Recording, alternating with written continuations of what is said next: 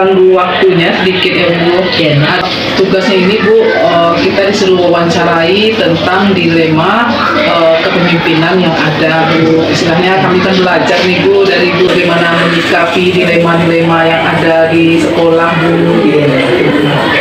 Bu ya, contoh dilema yang Ibu hadapi Bu di sekolah. Dalam hal ini sekolah kita belajar 17, namun sarana yang tersedia kelas hanya ada 7.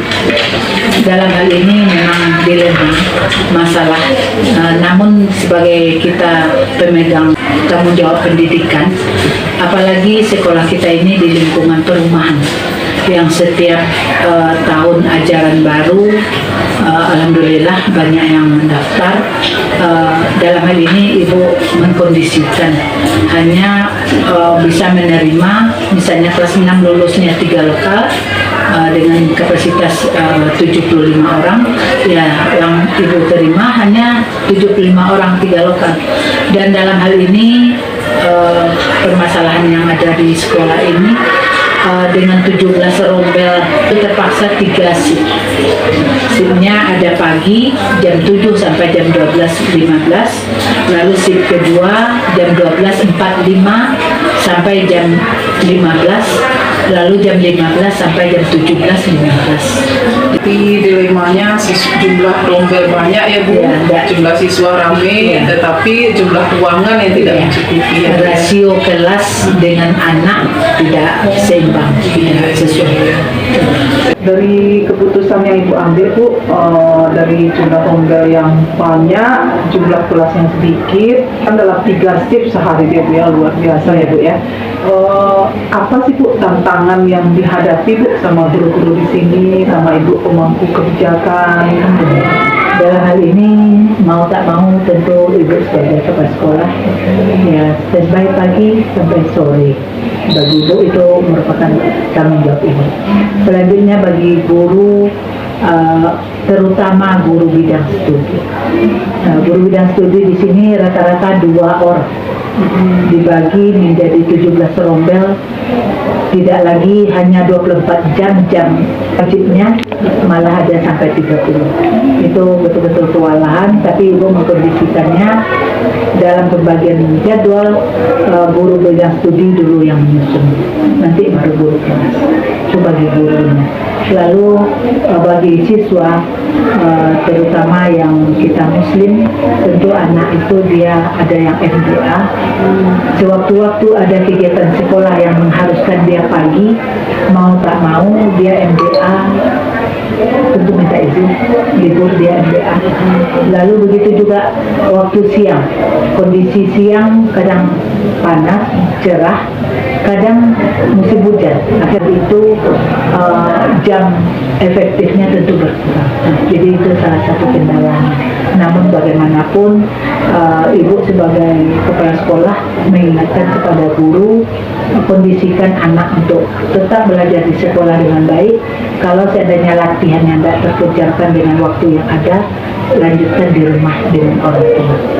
Dalam mengambil keputusan Bu, tentu Ibu selaku pimpinan berkoordinasi juga mungkin dengan komite, dengan atasan ya Bu ya. Kira apa ya Bu ya yang mendukung Ibu Bu dalam mengambil keputusan ini Bu? Ya, dalam mengambil keputusan di samping Ibu terima masukan keluhan dari guru, lalu kami coba untuk diskusikan, kami rapatkan. Kalau tidak menemui solusinya, pengawas sekolah atau melalui formulir kami minta pendapat atau arahan. Lalu masalah dengan orang tua murid dengan kondisi yang 3 shift ini, kalau ada terkendala kami berbincang dengan komite, dan komite yang menandatangani informasikan sama wali murid apapun permasalahannya.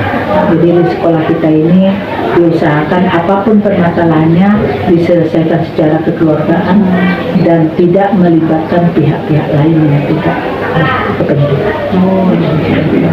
Tapi tetap mengutamakan asas gotong royongan Iya, ya, diskusi, musyawarah, mufakat ya Bu ya. Solusi Bu dari yang Ibu inginkan dari pemerintah ke depannya Bu kira gitu.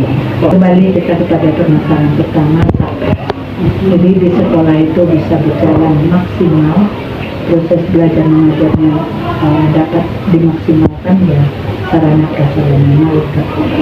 Jadi Ibu selama ini berharap udah berusaha untuk mengajukan pengadaan ruang kelas, walaupun hanya itu udah mengajukan proposal dan udah ditengok sama dinas, namun semuanya itu berpulang kepada orang dinas perhatiannya. Namun kami dengan komite, dengan aparat yang ada di sekitar sekolah sudah berusaha mendekati melalui anggota dewan, juga sudah diusahakan. Jadi mengadakan sekolah bertingkat, kelas itu bertingkat dan bertingkat. Itu usaha untuk dapat keluar dari permasalahan ini. Kita sama-sama berdoa mudah-mudahan ada solusi. Iya Bu, terima kasih nih Bu atas waktu yang sudah Ibu berikan. Semangat Bu, semoga kedepannya sekolahnya Ibu pimpin semakin jaya, semakin berprestasi ya Bu ya. Semangat.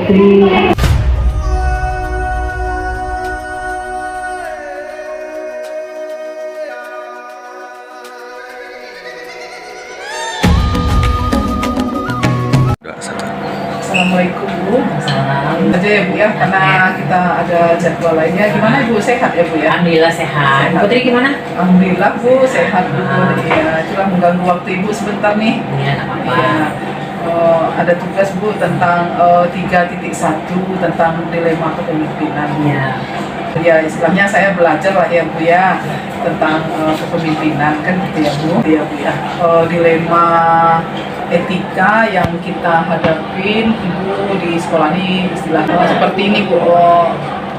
Satu sisi mengalami kebenaran, satu sisi juga Berarti gitu ya. benar versus benar lah gitu ya. Benar versus benar Bu, benar sekali. Iya. Kayak yang mungkin dia benar, tetapi dalam satu sisi yang lain itu ada yang rasanya bertolak belakang di hati nurani kita, gitu kan. Jadi sebagai seorang pemimpin memang disinilah letak dilemanya untuk memutuskan suatu keputusan yang tidak salah, gitu ya. Nah, begini. Salah satu contohnya itu pada saat penerimaan siswa baru. Kan kita pakai zona nih, ya. Zona di mana seorang siswa itu bisa masuk ke sekolah tersebut apabila jarak antara rumahnya dengan sekolah itu dekat. Nah, sekarang yang menjadi permasalahan rumahnya memang di sekitaran sini, tetapi kartu keluarganya masih daerah lain. Nah, hal ini tentu dalam satu sisi benar dia warga sini gitu ya, tetapi di kependudukan dia belum termasuk kepada daerah tersebut.